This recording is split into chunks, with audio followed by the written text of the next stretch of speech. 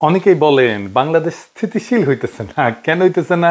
তার কারণ এক একজন এক এক রকম দেন, কিন্তু উত্তরটা খুবই সরল, জটিল কিছু না। আপনি এই ভূখণ্ডের ইতিহাস পর্যালোচনা করলে দেখবেন ইন্ডিয়া সব ধরনের সংঘাতের জন্য দায়ী বাংলাদেশে। এখন অনেকে কইবেন, দাদা আপনি কিছু হইলে ইন্ডিয়ারে ঠাইনা নেন, দরকার থাকুক বা না থাকুক। কথাটা শুনে দেখেন, যে জিনিসটা বাংলাদেশকে অশান্ত কইরা রাখছে, আসলে মূল ব্যাপার, একদম মূল ব্যাপার, সেটা হইতেছে বাংলাদেশকে ইন্ডিয়া কি দেখতে চায় আর বাংলাদেশ কি হইয়া উঠতে চায়। এই দুয়ের দ্বন্দ্ব বাংলাদেশকে অশান্ত করে রাখছে।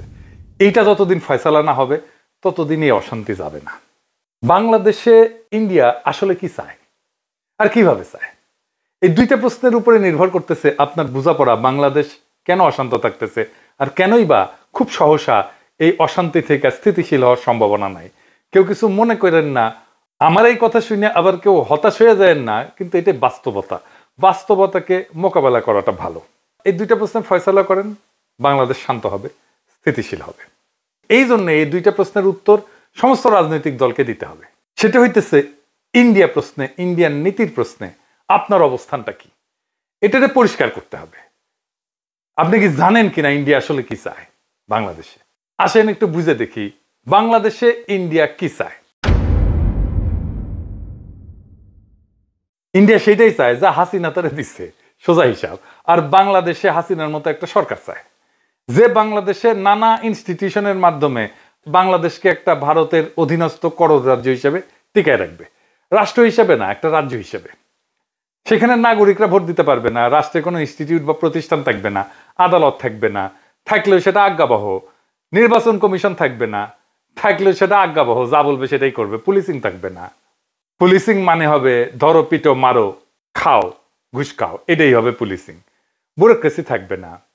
মানে একটা রাষ্ট্র হয়ে ওঠার জন্য যা যা দরকার তার কিছুই থাকবে না। সিভিল সোসাইটি থাকবে না, মিডিয়া থাকবে না স্বাধীন, এমনকি পেঁয়াজও তুমি উৎপাদন করতে পারবে না, করলেও আমদানি করতে হবে। তোমার দেশে ডাক্তারি বলে কিছু থাকবে না, তোমার রোগ হইলে চিকিৎসার জন্য ইন্ডিয়া যেতে হবে। আপনার দেশের জুই নারকেল তেল বিক্রি হবে না, যতই ভালো কোয়ালিটি হোক না কেন, প্যারাসুট চলবে। আপনার চাকরি হবে না বাংলাদেশে, এক্সিকিউটিভ আসবে ইন্ডিয়া থেকে। বিয়ার বাজার, ঈদের বাজার আপনি করতে যাবেন ইন্ডিয়ায়, ঈদ করবেন কিন্তু গরু কোরবানি দিতে পারবেন না। সি সি সি, আপনি এত খারাপ, রক্ত পিপাসু, গরু কোরবানি দিতেছেন, পশুপ্রেমিক হয়ে যাবে সবাই।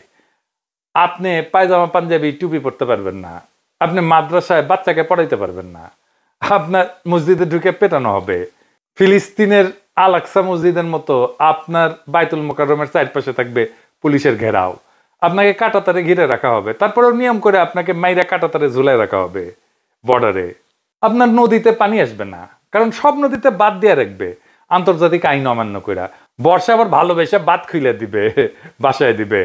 আপনি চাষের পানি পাবেন না, ফসল ফলাইতে পারবেন না, নদী শুকায় যাবে, হাহাকার হবে, পানির স্তর নিচে নেমে যাবে। আপনি পাম্প বসায় পানি তুলবেন, এই কাজ করতে গিয়ে আপনি ভূগর্ভস্থ পানিতে মারণ বিষ আর্সেনিক মিশাই দেবেন। সেই আর্সেনিক আপনার জীবনী শক্তি পলে পলে নিঃশেষ করে দেবে। আপনার শিক্ষা প্রতিষ্ঠানগুলো ধ্বংস হবে, লেখাপড়া হবে না, আপনাকে পিটায় মেরে ফেলা হবে সারা রাত, কারণ আপনি 5 ওয়াক্ত নামাজ পড়েন।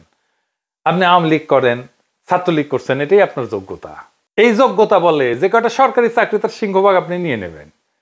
আপনারে পড়ানো হবে আপনি আসলে অখণ্ড ভারতের অংশ। আপনি জানবেন মুসলমানরা আসলে বহিরাগত। আপনি কথা বলবেন, আপনাকে জেলে নেওয়া হবে, পিটানো হবে, ক্রস ফায়ারে মেরা ফেলা হবে, দেশ ছাড়া করা হবে, পেটের নাড়ি ভুড়ি বের করে সিমেন্টের স্ল্যাব বেঁধে নদীতে ডুবাই দেওয়া হবে, কোনোদিন আপনারে খুঁজে পাওয়া যাবে না। চলন্ত ট্রেনের নিচে ফেলে দেওয়া হবে হাত পা বাইন্ধা, নয়তো আয়নাঘরে বন্দি রাখা হবে বছরের পর বছর। এই আয়নাঘরের কোথাও না, আপনার ক্যান্টনমেন্টের মধ্যে। সবাই জানে, সব জেনারেল জানে, তারপরে ওইটা চলবে। কোনো কিছু বানায় বলা না, তাই না? সবকিছুই ঘটছে বাংলাদেশে।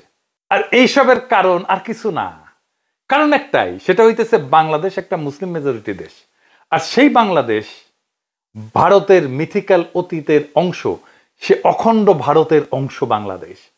সেই অংশ সে ফেরত চায়, তার আগে তাকে পরিশুদ্ধ করে নিতে চায় তার জনগোষ্ঠীকে। কারণ এই জনগোষ্ঠী আগে হিন্দুই ছিল, তারা মুসলমান আগ্রাসনের ধর্মান্তরিত হয়েছে বলে তারা মনে করে। এদের পরিশুদ্ধ করতে হবে যেন মননে সে অখণ্ড ভারত মাতার সন্তান হয়ে ওঠে। তাকে নতুন এক ধর্মে দীক্ষিত করতে হবে, যার নাম অসাম্প্রদায়িকতা। এই অসাম্প্রদায়িকতার ধর্মে আপনি কোরবানি দিলে সাম্প্রদায়িক বর্বর, কিন্তু পয়লা বৈশাখের নামে অষ্টমীর এক ডালিয়া উদযাপন করতে পারবেন। আপনি বুঝবেনই না যে আসলে আপনার পয়লা বৈশাখের আড়ালে আপনি আসলে দুর্গাপূজার অষ্টমী করতেছেন। আপনি পূজা মণ্ডপে যেতে পারবেন, কিন্তু ঈদের নামাজে দাঁড়াইলে আপনি সাম্প্রদায়িক। পূজায় গেলে আপনি অসাম্প্রদায়িক, ঈদের নামাজে দাঁড়াইলে আপনি সাম্প্রদায়িক। তারপর একদিন টুপ কইরা ভারত আপনাকে অখণ্ড ভারত মাতার অংশ করে নেবে। Syllabus complete. থ্যাংক ইউ, ধন্যবাদ। বাংলাদেশ জিন্দাবাদ। এটাই আপনার ডেস্টিনি হয়ে উঠছে। এই যে আওয়ামী আর ইন্ডিয়ান প্রজেক্ট, তাই মোমেন্ট প্রকাশ্যেই বলছিল, ভারতকে সে বলছে হাসিনাকে টিকায় রাখতে হবে। শোনেন, আবার শোনেন, অনেক আগের কথা। আমি ভারতে গিয়ে যেটি বলেছি যে শেখ হাসিনাকে টিকে রাখতে হবে। শুনেছেন? শুধু তাই না, ভারত আর বাংলাদেশের স্বার্থ যে এক, সেটাও সে ঘোষণা করছে। ভারতের বিজয়ই আমাদের বিজয়। শুনেন, আমাদের বিজয় ভারতের বিজয়, বুঝছেন? আমাদের উন্নয়ন ভারতের উন্নয়ন, ভারতের উন্নয়ন আমাদের উন্নয়ন। তাইলে আপনার মূল সংকট হচ্ছে আপনার বাংলাদেশ রাষ্ট্র থাকবে কিনা। এই যে ইন্ডিয়ার প্ল্যান, সে হায়দ্রাবাদ খাইছে, সে গোয়া খাইছে, সে জুনাগড় খাইছে, সে সিকিম খাইছে, সে কাশ্মীর খাইছে, একইভাবে বাংলাদেশকে খাইয়ে নেবে। সে তার অখণ্ড ভারতকে সম্পূর্ণ করবে, যেটা তার স্বপ্নে আছে, যেটা তার সংসদ ভবনে লাগাইছে, অখণ্ড ভারত। তাই বাংলাদেশের সার্বভৌমত্বের সংকট আপনার প্রধান সংকট। আপনার প্রধান আশঙ্কা মহাভারতে বিলীন হয়ে যাওয়ার আশঙ্কা। এই আশঙ্কাকে আমরা আসলে কিভাবে মোকাবেলা করব? এখন প্রথমত আমাদের দেশের ভিতর একটা শক্তিশালী জাতীয় ঐক্য লাগবে। সেই জাতীয় ঐক্যের সম্ভাবনাকে সবসময় ধ্বংস করে দেয় ইন্ডিয়ানরা। আমি কাউকে উদ্দেশ্য করে বলতেছি না, কিন্তু আপনারা দেখছেন বৃহত্তর জাতীয় ঐক্য কারা নষ্ট করছে, যেটা 5ই আগস্টে তৈরি হয়েছিল, জুলাই আগস্ট বিপ্লবে তৈরি হয়েছিল। জাতির যে আকাঙ্ক্ষা কারা কিভাবে ধ্বংস করছে সেটা আপনারা দেখছেন। 2 নম্বর হতেছে রাষ্ট্রের প্রতিষ্ঠানগুলো পুনর্নির্মাণ করতে হবে, যেগুলো হাসিনা ভেঙে দিয়ে গেছে, যেটাকে সংস্কার বলতেছে প্রফেসর ইউনূসের সরকার। তার ফলে রাষ্ট্রের প্রতিষ্ঠানগুলো যে ধ্বংস করছে হাসিনা, তা পুনর্গঠিত হবে সংস্কার করলে। এই জন্য এত সংস্কার সংস্কার সংস্কার সংস্কার শোনা হচ্ছে। কোন সংস্কার করতে দিতে চাচ্ছে না কারা আপনারা জানেন? আপনারা দেখতেছেন, সংস্কার করতে যে নির্বাচনে দেরি হইলে বাধা দিবে বিএনপি।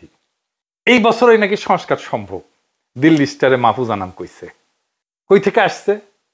দিল্লি স্টারে মাহফুজ আনাম যখন লেখে, এটা কই থেকে আসে? এটা দিল্লি থেকে আসে। দিল্লি থেকে কয়া দেয়, মাহফুজ আনাম লিখে দেয়, চেপে দেয়। নির্বাচন বিএনপি কবে চাইছে? 2025-এর মার্চ এপ্রিলে, সেই 2024-এর ডিসেম্বরে চাইছে। আমি বেনে বেনে করছি না, দেখেন ডিসেম্বরে করছে, আগামী 3-4 মাসের মধ্যে নির্বাচন চাই। এইটা স্যার তারিখ দেখান। বিএনপির নেতারা কি ব্যাখ্যা দিবেন? 2025-এর এপ্রিলে কেন চাইছিলেন বা মার্চে কেন চাইছিলেন নির্বাচন? আপনি তো এখন ডিসেম্বরে চান নির্বাচন, মানে আপনি এখন কনভিন্স যে ডিসেম্বরের আগে নির্বাচন সম্ভব না। তাইলে মার্চ এপ্রিলে কেন চাইছিলেন? এটা কি খেলা পাইছেন ভাইজান? দেশের ভাগ্য নিয়ে, দেশের ভবিষ্যৎ নিয়ে খেলা এটা? সিরিয়াস চিন্তা না করে একটা কথা কয়ে দিবেন আপনি? তাহলে তো সিনিয়র নেতারা। আবার দেখেন, বিএনপি স্পষ্ট করে বলছে, বর্তমানে দেশে আলোচিত প্রায় সব সংস্কার প্রস্তাবই আমাদের 31 দফায় অন্তর্ভুক্ত আছে, তার মানে সংস্কার করার দরকার নাই। এটা তারেক রহমান বলছেন নভেম্বরের 14 তারিখ 2024 রাষ্ট্র কাঠামো মেরামতের রূপরেখার 31 দফা ও নাগরিক ভাবনা শীর্ষক সেমিনারে বলছেন। খুব ভালো কথা, মেনে নিলাম যে এই 31 দফায় হইতেছে সংস্কার। তাইলে 31 দফায় তো সব সংস্কার আছে, তাই না? তারেক রহমানই তো কইছে, তাই তো বলছেন তারেক রহমান। এটা করতে কত টাইম লাগবে বিএনপির? বিএনপি এইটা বলছে তারেক রহমানের বক্তব্যের সপ্তাহ 3 পরেই, যে কত সময় লাগবে সংস্কার করতে।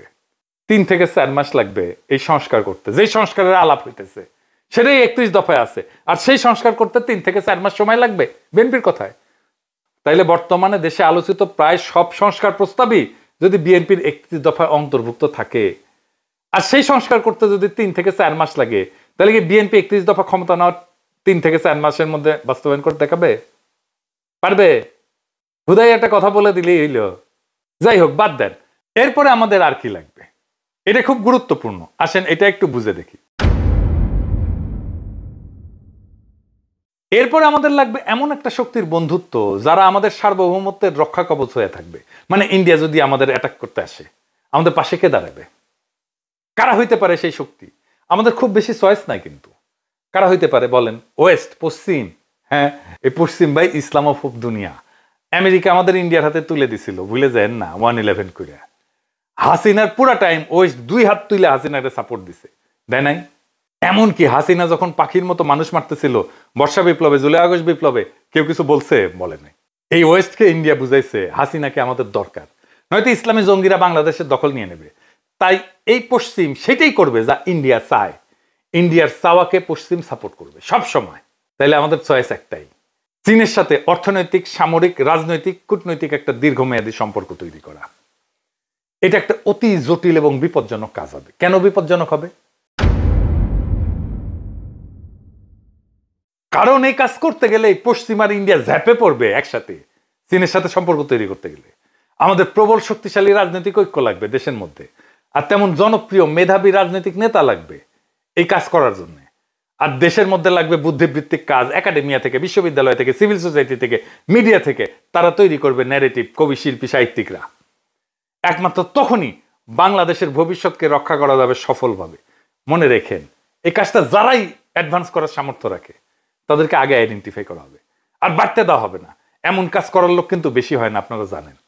কিভাবে তাদেরকে বাড়তে দেওয়া হয় না, আমি আপনাদেরকে 2টা এক্সাম্পল দেব, মাত্র 2টা। ব্যারিস্টার মইনুল হোসেন চেনেন না? খুবই স্ট্রং ন্যাশনালিস্ট, মানিক মিয়ার ছেলে, এলিট ফ্যামিলির ছেলে, ব্যারিস্টার, উচ্চশিক্ষিত, এমপি ছিল তরুণ বয়সে, প্রখর রাজনৈতিক মেধার মানুষ। বাকশালের বিরোধিতা মুজিবের সামনে দাঁড়ায় করছে যেই কয়জন বিরল ব্যক্তিত্ব, 2 বা 3 জন, তার মধ্যে সে একজন। কিন্তু সে বাংলাদেশের রাজনীতিতে একজন ফেনোমেন হয়ে উঠতে পারেননি, তাকে স্পেস দেওয়া হয়নি।